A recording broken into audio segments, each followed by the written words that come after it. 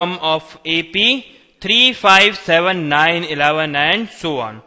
तो ये AP दे रखा है हमें, इसकी हमें 16th टर्म फाइंड करनी है। चलिए देखते हैं कैसे करना है इसे।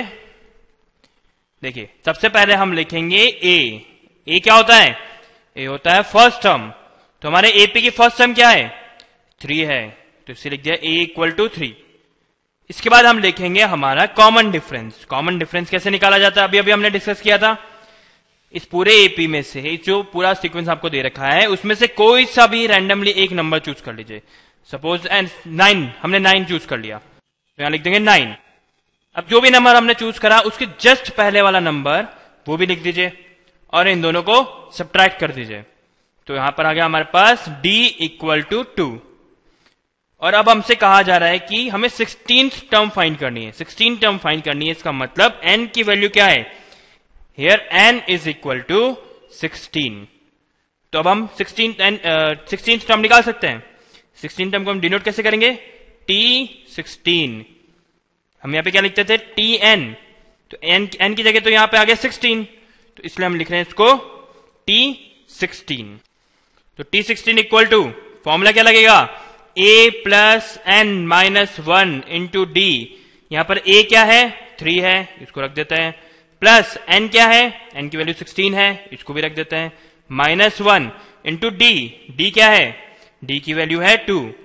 तो इसको सॉल्व करते हैं तो हमारे पास आएगा 3 plus 16 minus 1 is 15। 3 plus 15 into 2 which is equal to 3 plus 15 into 2 is 30। तो हमारे पास आ गया 3 plus 30 which is equal to 33। This is our answer. तो चलिए अगला क्वेश्चन देखते हैं। हमें दे रखा है find the 12th term of AP 14, 9, 4, -1, -6 and so on. तो चलिए इसको कैसे करना है देखते हैं। सबसे पहले तो हम लिखते हैं हमारी first term. First term A। First term क्या आ रही है इसके अंदर? हमारी फर्स्ट टर्म आ रही है 14। इसके बाद हम निकालते हैं कॉमन डिफरेंस। कॉमन डिफरेंस निकालने का क्या तरीका था कि रैंडमली कोई सा भी एक टर्म चूज कर लीजिए। सपोज हम -1 को चूज कर लेते हैं, इसको लिख लिया -1। उसकी जस्ट पहले वाली टर्म को लिखिए, उसके जस्ट पहले वाली टर्म है 4 और इन दोनों को सब्ट्रैक्ट कर दीजिए। तो यहां पे लगा दिया माइनस साइन। तो -1 माइनस 4 इज -5। इसके बाद देखिए हम लिखेंगे n की वैल्यू क्या है यहां? क्योंकि हमें 12th टर्म निकालनी है, इसका मतलब हमारे n की वैल्यू आएगी यहां पर 12। और हमारा जो nth टर्म का फॉर्मूला होता है वो होता है A plus n minus 1 into D।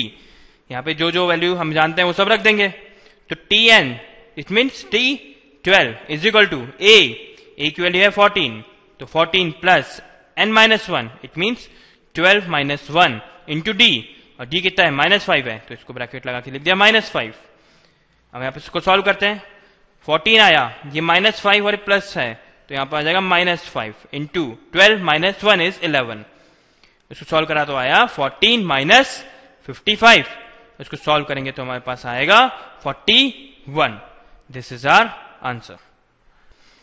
इसका मतलब है अगर हम इस सीक्वेंस को आगे बढ़ाते, कब तक बढ़ाते? जब तक 12th टर्म नहीं आ जाती। अभी हमें दे रखा है first term, second term, third term, fourth term, fifth term. वैसे 6, 7, 8, 9, 10, 11 एंड 12th टर्म जब आएगी तब तक इस AP की वैल्यू हो चुकी होगी 41। तो चलिए आगे देखते हैं। चलिए अगला क्वेश्चन देखते हैं। हमें दे रखा है if the nth term of AP is 5n minus 2 find its first term, common difference and 19th term. तो चलिए इसको देखते हैं कैसे सॉल्व करना है। सबसे पहले तो हमें दे रखा है कि if the nth term of an AP is 5n minus 2, इसका मतलब हमें Tn दे रखा है। Tn equal to 5n minus 2। हमें nth टर्म को n की टर्म्स में रिप्रेजेंट करके दे रखा है। अगर मैं n की वैल्यू 1 रख देता हूं तो यहां पे भी तो n 1 हो जाएगा। It means 5 minus 2 which is equal to 3। तो T1 क्या है? T1 is our first term. T1 क्या है? First term. वैसे T2 की बात करें, T2 में यहां पे n की वैल्यू 2 रख देंगे, तो 5 इंटू 2 माइनस 2